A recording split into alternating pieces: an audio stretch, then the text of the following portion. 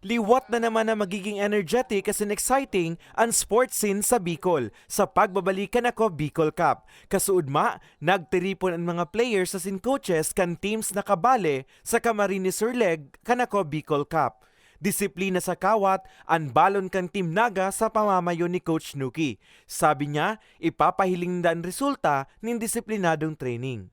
From the rich heritage of basketball in Naga, being the mecca of basketball in Bicol before that, coming here are schools from all over the Philippines and PBA exhibition games here. So we're happy to be back for a long time na wala talagang team ang Naga and ngayon magpa-participate ulit. And masaya kami dahil sa pamamagitan nitong AKB Cup na Cam Surleg ay makakapag-showcase kami ng talent coming from Naga, which is the very first time na makikita ulit.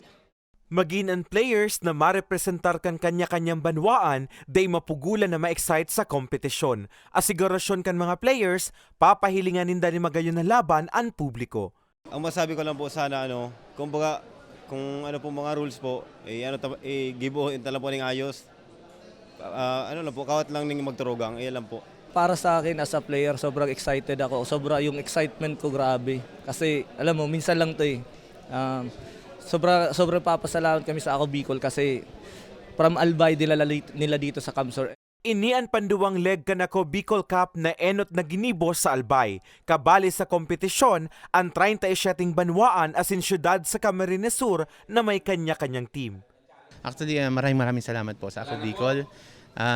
Sana po dagos nyo lang. Marami po kayong natatabangan. Yaon man po kami, matabang man po sa Indo. Up to the extent na samuya man po na mga kayanan. Sana layahan po kami for me.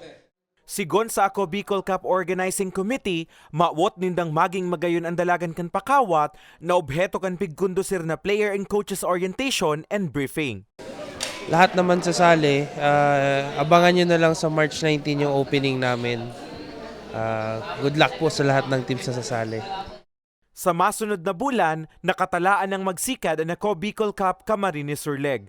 Mientras tanto, dagos naman pigbiklad na pakatapos kan Provincial Cup, susundan naman ini ng Regional Cup. Para sa mga baretang tatak Bicol, Carmelo Balia.